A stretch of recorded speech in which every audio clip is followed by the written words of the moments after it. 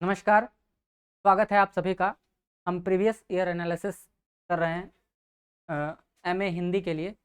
तो चलिए आगे बढ़ते हैं। तो हम 15 प्रश्नों का विस्तार से डिस्कशन कर चुके हैं और आगे हमारा 16वां प्रश्न आपके स्क्रीन पर आपको दिख रहा होगा कि मोहन राकेश के निम्नलिखित नाटकों में से किस नाटक में कालिदास और मल्लिका के प्रेम का वर्णन है। तो पात्र बताया गया है कौन सा, कालिदास और मल्लिका। विकल्प हैं लहरों के राजहंस, आधे अधूरे, आषाढ़ का एक दिन। तो आप जानते हैं कालिदास और मल्लिका जो पात्र है वो किसमें है, जी हाँ, आषाढ़ के एक दिन में। अच्छा, मोहन राकेश के नाटकों की अगर हम बात करें थोड़ा सा देखिए तो मोहन राकेश, मोहन राकेश, मोहन राकेश के 3 सबसे महत्वपूर्ण नाटक हैं। सबसे पहला कौन है, आषाढ़ का एक दिन, आषाढ़ का एक दिन। अच्छा, आषाढ़ का एक दिन, इसका प्रकाशन वर्ष जो है वो है 1958, 1958। दूसरा जो इनका नाटक है वो है लहरों के राजहंस, और लहरों के राजहंस का जो समय है वो है 1963। और तीसरा जो इनका सबसे महत्वपूर्ण नाटक है वो है आधे अधूरे, आधे अधूरे, और इसका प्रकाशन वर्ष है 1969। अच्छा, ये बातें मैंने आपको क्यों बताई, क्योंकि कभी कभी आप देखेंगे परीक्षाओं में कि प्रकाशन वर्ष के अनुसार आपको क्रम में सजाने के लिए आता है, इसलिए मैंने आपको बता दिया कि 1 नंबर में आषाढ़ का एक दिन, 2 नंबर में लहरों के राजहंस, और 3 नंबर में क्या है, ये आधे अधूरे। अच्छा, इनके पात्रों के बारे में अगर आप जान लें तो और भी अच्छा हो। देखिए, आषाढ़ के एक दिन के पात्रों की बात करें तो इसमें सबसे महत्वपूर्ण पात्र जो 2 पात्र हैं, कौन कौन है, कालिदास, और कालिदास की जो लवर है उसका क्या नाम है, मल्लिका। ये 2 तो मुख्य पात्र हैं। आप देखिए, कालिदास की पत्नी कौन है, प्रियंगु मंजरी, प्रियंगु मंजरी, ये कौन है, कालिदास की पत्नी है। और मल्लिका की माँ कौन है, उनका नाम है अंबिका। आप देखिए, ये चौथा हो गया। 2 राजपुरुष भी इसमें आते हैं, है कि नहीं, 2 राजपुरुष।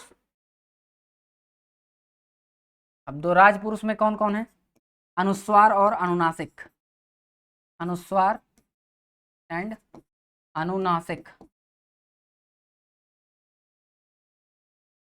अन्य पात्रों की बात करें तो निक्षेप और विलोम, निक्षेप, विलोम, मातुल और दंतुल। 7 8 मातुल और दंतुल, ये कुछ मुख्य पात्र हैं आषाढ़ के एक दिन का। ठीक है, अब लहरों के राजहंस के 2 महत्वपूर्ण पात्र, दोनों का याद नाम रखना है आपको, नंद और सुंदरी, नंद और सुंदरी। और आधे अधूरे के जो 2 पात्र हैं, महेंद्रनाथ और सावित्री। तो महेंद्रनाथ, महेंद्रनाथ और सावित्री। तो हम परीक्षक के माइंडसेट तक पहुंचने का सिर्फ प्रयास कर सकते हैं अपनी तरफ से, और हम क्या कर सकते हैं, तो आधे अधूरे आषाढ़ के एक दिन के पात्र से आया तो हमने तीनों नाटक के पात्र, उसके प्रकाशन वर्ष के बारे में मोटा मोटी अध्ययन कर लिया। हम इसी तरह धीरे धीरे ट्रैक करेंगे और अपने लेवल को लगातार बढ़ाते जाएंगे, तो परीक्षा हमारा अन्य छात्रों से अच्छा जाएगा। ठीक है, हम कंपटीशन में बने रहेंगे, जिंदा रहेंगे। अब देखिए, हमारा जो अगला प्रश्न है, अगले प्रश्न की अगर बात करें तो 17वां प्रश्न देखिए, हम 5 ही प्रश्न डिस्कस करते हैं। 17वां प्रश्न है कि अबला जीवन हाय तुम्हारी यही कहानी, आंचल में है दूध आंखों में पानी। और यह पंक्ति किसकी है, विकल्प देखिए, राम नरेश त्रिपाठी, मैथिली शरण गुप्त, बद्रीनारायण चौधरी, बद्रीनारायण भट्ट और सत्यनारायण कविरत्न। तो अबला जीवन हाय तुम्हारी यही कहानी, आंचल में है दूध आंखों में पानी, ये जो पंक्ति है ये है मैथिली शरण गुप्त की। किसकी पंक्ति है, मैथिली, मैथिली शरण गुप्त। मैथिली शरण गुप्त के बारे में अगर चर्चा करें तो इनकी एक महाकाव्यात्मक कृति जिसका नाम आपको याद रखना है, साकेत, साकेत।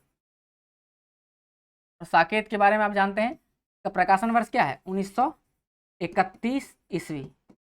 और साकेत की जो मुख्य पात्र है वो कौन है, उर्मिला है। साकेत पाली भाषा का शब्द है जिसका अर्थ क्या होता है, अयोध्या। साकेत जो है पाली भाषा का शब्द है जिसका अर्थ होता है अयोध्या। और मैंने आपको बताया ये महाकाव्यात्मक कृति है। और डॉक्टर नगेंद्र ने इसको जनवादी काव्य कहा है, ये भी याद रखेंगे। डॉक्टर नगेंद्र ने साकेत को, डॉक्टर नगेंद्र ने साकेत को क्या कहा है, जनवादी काव्य कहा है, जनवादी काव्य। अच्छा, एक और महत्वपूर्ण कृति मैथिली शरण गुप्त की भारत भारती। और आप जानते हैं इसी भारत भारती की रचना के बाद महात्मा गांधी ने इनको राष्ट्रकवि की उपाधि दी थी। चलिए, भारत भारती।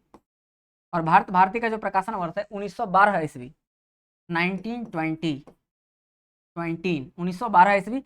और इसी में भारत भारती की रचना के फलस्वरूप ही गांधी जी ने इनको क्या कहा था, राष्ट्रकवि कहा था, राष्ट्रकवि कहकर संबोधित किया था, राष्ट्रकवि। मैथिली शरण गुप्त की अन्य रचनाओं की बात करें तो यशोधरा, जिसकी पंक्ति है ये, अबला जीवन हाय तुम्हारी यही कहानी, यशोधरा। पंचवटी, ये भी इनकी बहुत महत्वपूर्ण कृति है, पंचवटी। अच्छा, काव्य पंक्ति से प्रश्न है तो एक काव्य पंक्ति तो हम देख ही चुके कि अबला जीवन हाय तुम्हारी यही कहानी, आंचल में है दूध आंखों में पानी। एक तो पंक्ति ये है। दूसरी पंक्ति जो एक और महत्वपूर्ण है कि केवल मनोरंजन ना कवि का कर्म होना चाहिए, उसमें उचित उपदेश का भी मर्म होना चाहिए। तो ये भी हम ध्यान रखेंगे, केवल मनोरंजन ना कवि का कर्म होना चाहिए, उसमें उचित उपदेश का भी मर्म होना चाहिए। और एक इनकी और पंक्ति है कि हम कौन थे, क्या हो गए और क्या होंगे अभी, आओ मिलकर विचार करें यह समस्या सभी। तो इसका भी हम ध्यान रखेंगे। ये सभी पंक्तियां किसकी है, मैथिली शरण गुप्त की। हम कौन थे, ठीक है। तो चलिए हम फिर से अपने प्रश्न पर लौटते हैं और कुछ चीज़ों को हम डिस्कस जो कर रहे हैं आपको मैथिली शरण गुप्त के बारे में, जो मुख्य मुख्य बात हैं ये मैं आपको बता रहा हूँ। फिर जब अगले सत्र में अगर मैं मैथिली शरण गुप्त के बारे में चर्चा करूंगा तो फिर कुछ और नए पॉइंट्स आपके सामने पेश करूंगा, ताकि पूरा हम इनके बारे में सारी जानकारी ले सकें, ठीक है। इनको जानते हैं आप, आधुनिक युग का तुलसी भी कहा जाता है। किनको, मैथिली शरण गुप्त को। ये भी ध्यान रखेंगे, आधुनिक युग का तुलसी, आधुनिक युग का तुलसी कहा जाता है। यही परीक्षाओं में पूछा जाता है उपनाम से संबंधित। बढ़ते हैं अगले प्रश्न की ओर। तो हमारा अगला प्रश्न है, देखिए 17वां नंबर प्रश्न हम डिस्कस कर चुके हैं। 18वां नंबर प्रश्न देखिए, और बहुत बेसिक सा प्रश्न है, आप सभी परिचित होंगे कि राम की शक्ति पूजा किसकी कृति है। राम की शक्ति पूजा, विकल्प है निराला पंत, नरेंद्र शर्मा और भगवती चरण वर्मा। आप जानते हैं राम की शक्ति पूजा जो है सूर्यकांत त्रिपाठी निराला की लंबी कविता है। तो सही उत्तर क्या हो जाएगा, सूर्यकांत त्रिपाठी निराला, राम की शक्ति पूजा। देखिए निराला। छायावाद के शलाका पुरुष कहे जाने वाले निराला, और इन्होंने क्या किया, इनको हिंदी का जो है रवर छंद, केचुआ छंद या मुक्त छंद का प्रवर्तक भी कहा जाता है। तो दो बातें मैंने आपको बताया कि इनको छायावाद का शलाका पुरुष कहा जाता है, छायावाद का शलाका पुरुष, छायावाद का शलाका पुरुष, और हिंदी में मुक्त छंद, रवर छंद या केचुआ छंद के प्रवर्तक। हिंदी में मुक्त छंद, केंचुआ छंद या रबर छंद के प्रवर्तक हैं कौन, निराला।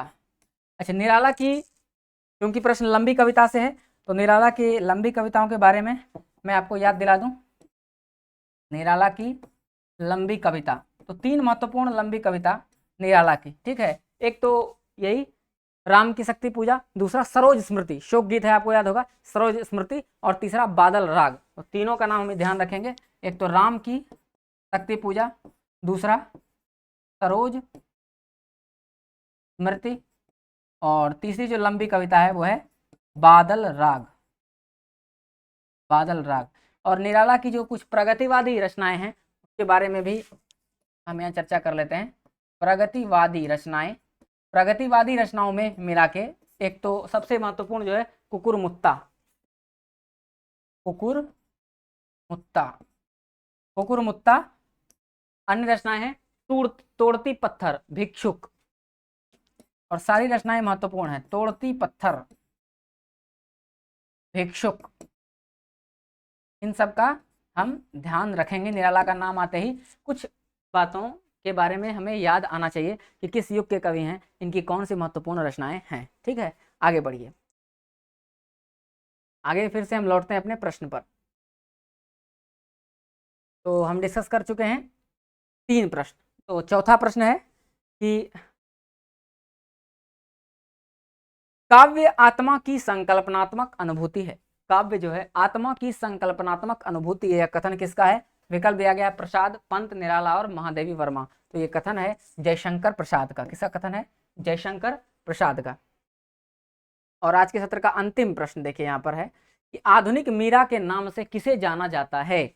आधुनिक मीरा के नाम से जाना जाता है महादेवी वर्मा जी को।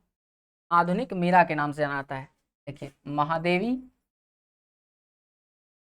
वर्मा।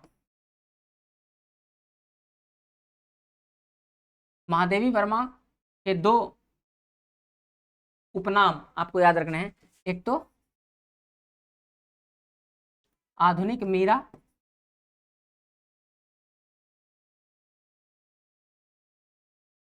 और दूसरा हिंदी के मंदिर की वीणा पाणी भी कहा जाता है इनको। ठीक है, हिंदी के मंदिर की वीणा पाणी कहा जाता है। इनकी रचनाओं के बारे में अगर हम बात करें महादेवी वर्मा की, तो इनकी रचनाओं में देखिए इनकी रचनाओं में है निहार, रश्मि, नीरजा, निहार, रश्मि, नीरजा, दीप शिखा, यामा। देखिए यामा इनकी बहुत महत्वपूर्ण कृति है, यामा, और सांध्य गीत, सांध्य गीत। ठीक है, तो ये महादेवी वर्मा की कुछ रचनाएं हैं। तो आज का सत्र हम यहीं समाप्त करते हैं। आप जरूर टिप्पणी बॉक्स में बताइए कि आपको यह सत्र कैसा लग रहा है। हम प्रीवियस ईयर एनालिसिस के माध्यम से सटीक दिशा में और बहुत कम समय में एग्जामिनेशन के माइंडसेट तक पहुंचने का प्रयास कर रहे हैं। तो आज के लिए इतना ही, धन्यवाद।